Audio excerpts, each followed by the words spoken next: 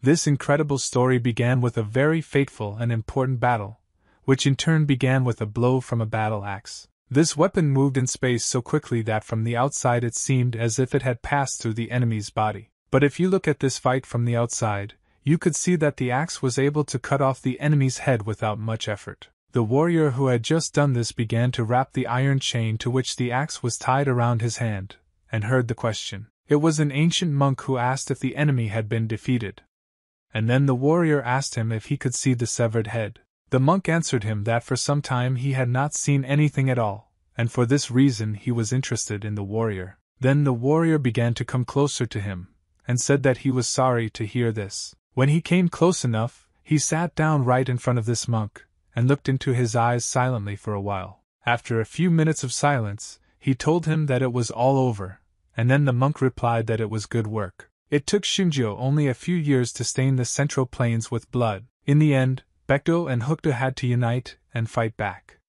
And today that day has come. It was the day of the final battle, the day when everything was to be resolved once and for all. This moment required maximum concentration and concentration of strength from all participants. But now, the warrior understood that he had done everything right, and at the same time his life was coming to an end. The monk decided to ask the warrior if he was okay, and he, at the same time holding his hand to the open wound, said that he felt fine. With the last of his strength, the monk said that he thought that the warrior was a great master of the Black Path, and if not for him, Hikdo would have been exterminated 10 years ago. The warrior answered him that if it were not for the Lord of the Murim, then Pekdo would also have been erased from the earth. The monk laughed and said that perhaps he was right, because the one who is sitting in front of him now is none other than Yonghojong, the Emperor of Darkness. He also notified the warrior that he had a small question for him, the answer to which he would like to hear before his death. He was wondering why the heir of the great Baekdo family defected to Hookda's side and became their leader. Yong could not answer this, because in fact he himself did not know the exact answer to this question. He just looked away and said that it just happened. And the monk, in turn, said that he just wanted to satisfy his curiosity before he died. The warrior answered him that he would lead the monks on the last path, and in his opinion, this would be right. But no one could even suspect that one enemy was still at a short distance from them, and had already prepared his weapon. When he waited for the right moment, he swung his sharp weapon and pointed it straight towards Yun. Literally a second later, this needle reached his body, and due to the fact that he could not expect this attack, he could not block it. The warrior could not believe that this really happened, because just a second ago he was sure that all the enemies were defeated. His entire body began to glow purple, and a needle protruded from his chest, taking away all his energy. When the warrior began to look around, he saw the one who had just thrown this needle. It was Tangguang, and it was a real surprise to Yun Hojong that he didn't die. Yong immediately fell to his knees and the monk told him that he was not asking to understand him, but he also understood that no one would stop him if the monk died. Some more time passed, and the monk added that she would apologize to him in the afterlife, because he would go there first, and they would meet soon. Experiencing incredible pain, Yong conducted a dialogue in his head and could not understand why his life was so difficult and ended this way. 26 years ago, his world collapsed when the Pyeoksan clan fell. That day his father was killed during the battle, and his younger brother also suffered an early death. After these events, he was left alone in the void, and there was no one he could rely on. Because of these conditions, he eventually defected to the Hyekdo's side and rose to the position of commander-in-chief. All his life he desperately fought for the right to exist, and only now realized that it seemed like it was all in vain. After all, even the last moment of his life was filled with pain and betrayal. And few people would like to feel these emotions before death. For a moment he closed his eyes and heard only incomprehensible voices inside his head. But when his eyes were open, he saw that someone was sitting in front of him. This man, who was in front, talked about the need to study in order to fulfill his duty to the clan and achieve enlightenment. Yong didn't understand what was happening right now, and bet that it was all a dream or some kind of illusion. While he was trying to understand this, he felt that someone was trying to draw his attention to himself, poking him with a finger. Then Hojong turned his head to see who was doing it, and was very surprised when he realized. This guy's face seemed very familiar to him, and he didn't even hear this guy say that the ceremony was not over yet, and he needed to sit down immediately. It took Young a few seconds to understand who it was, and all this time he just silently looked at the guy. After a while he shouted his name. He immediately hugged this guy, because he realized that his brother was finally here, and they would meet at least in the afterlife. But even though Young was overcome with emotions, he still asked himself the question of where his brother, who died 20 years ago, was here from. While he was hugging his brother, he heard someone talking to him from behind, and this voice also seemed incredibly familiar to him, and for a couple of seconds he tried to figure out who it was. But when he turned his head, everything finally became obvious, and a second wave of joy enveloped him again. It was his father, who also died defending the clan in battle a long time ago. It was difficult to believe my eyes, because Young did not expect to see his family in the afterlife, and thought that he would be doomed to eternal pain. He immediately pushed his brother away and began to run towards his dad in order to finally hug him. The guy ran at incredible speed to his father. He had been waiting for this moment almost all his life. But as soon as he got close enough, his father grabbed his hand, and blue energy immediately began to be extracted from his palm. For some reason, Yun's hair also started to rise up. It was like a small electric shock. Now Young was on his knees in front of his father, due to the fact that he, using one of the techniques, was able to make him fall to the ground. It looked really very strange, because the father only needed half a second to put his son to bed. Young didn't know what to think at that moment, and didn't understand why his father didn't want to see him here, in the afterlife. Moreover, his gaze was very dissatisfied, and even a little angry, when he looked at his son. A few seconds later, he asked Yun why he was making noise during the ceremony, and ordered him to go to the ancestral home for 3 days and apologize to the deceased for what happened.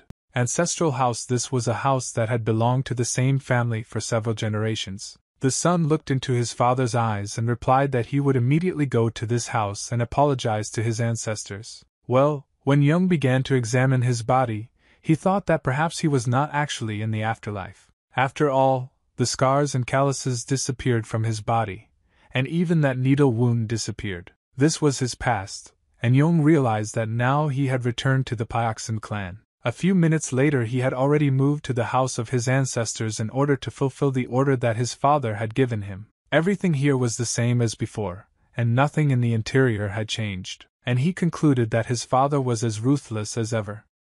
And again he gave him a stern instruction to ask for forgiveness from his dead ancestors for 3 days. Ho-jong could not understand why he returned, and for now he could not rejoice, because what cannot be explained could soon become a problem. Everything was as unclear as possible, and this made Young constantly angry and think about what had happened. He did not understand anything, and also realized that reflection would not give any answers. He fell onto a small bed that stood nearby and for some time simply silently looked at the ceiling. While he was doing this, a not very pleasant realization came to his mind, which made him think very hard. The guy was wondering how old he really is now.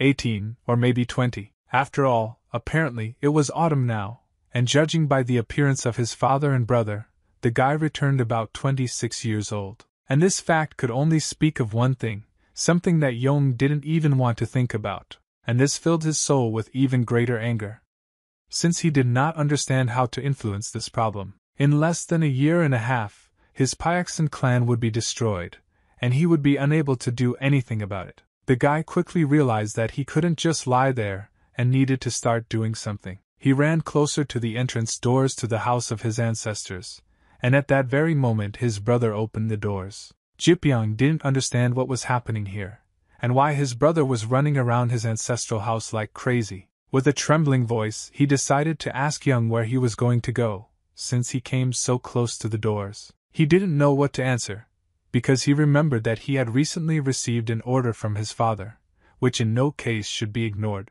Jipyong asked Yun why he wanted to run away from home when his father gave him a task. He still couldn't answer, so Jipyong decided to take out a small gift from his inner pocket. He lowered his voice a little and told Young that no matter how severe the punishment was, he was worried about his brother, who would drink only water for 3 days. Having finished this sentence, he opened a small package that now contained food. The brother sincerely smiled and said that it looked very tasty, especially considering that Young would have absolutely no food here. But now Yong couldn't think about anything except that Jipyong would die soon. He looked around in all directions and told his brother to quickly eat it while his father wasn't looking. When the younger brother said the word father, Yong again plunged into memories. He remembered the fact that his father, as the head of the clan, fell by the sword along with the entire clan in battle. It was simply terrible, and it was painful to realize that at that time he could not influence the outcome of these events in any way. Therefore, Yong decided for himself that since fate had given him a second chance,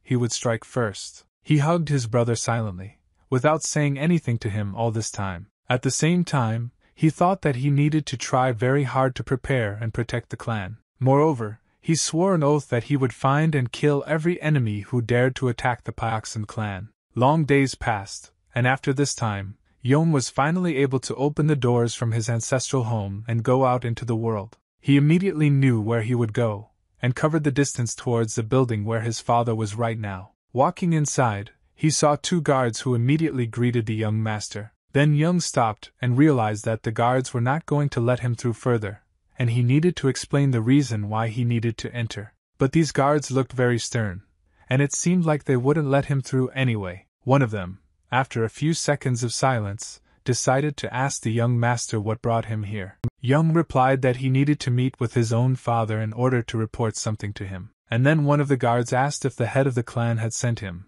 and Ho-jong, in turn, replied that this was not so. Hearing this answer, the guard took several small steps towards the guy in order to tell him the following. He informed him that in this case, Yong cannot go inside, and unfortunately this is only an order that they are following. Ho-jong told him that it was very urgent, and he needed to go in there right now. The second guard entered the dialogue and added that they were ordered not to let anyone in until noon. He asked for forgiveness and advised Yun to come back later. But the young master, in turn, asked to convey a small message to his father. Turning around and walking away in parallel, he asked one of the guards to tell father that he was beginning to study the technique of true azure silk. The guard said that he understood everything and would soon convey this message to his father. But after a few seconds he, along with the second guard, could not believe their ears, and decided to ask again. He asked Yun if he had really just mentioned the true azure silk technique. Then he stopped and said that the guard had heard everything correctly, and everything needed to be conveyed in exactly this form. Yong continued his movement, and had already left this corridor in which the dialogue with the guards was taking place. He knew that in a very short time he needed to master the true azure silk technique. The guards also realized that the true azure silk technique was one of the 5 great martial arts of the clan, and this could only mean that the young master had already mastered the soaring swallow method, which was beyond the control of the young masters. Only the second young master, who was the only one who succeeded, was capable of this. The younger brother just met Yun near the exit from the corridor, and Ho-jong was lost in his memories. In the past, he hated Jipyong because he had outstanding talent. And for this reason, the head of the clan often spoke about Jipyong, forgetting Yun.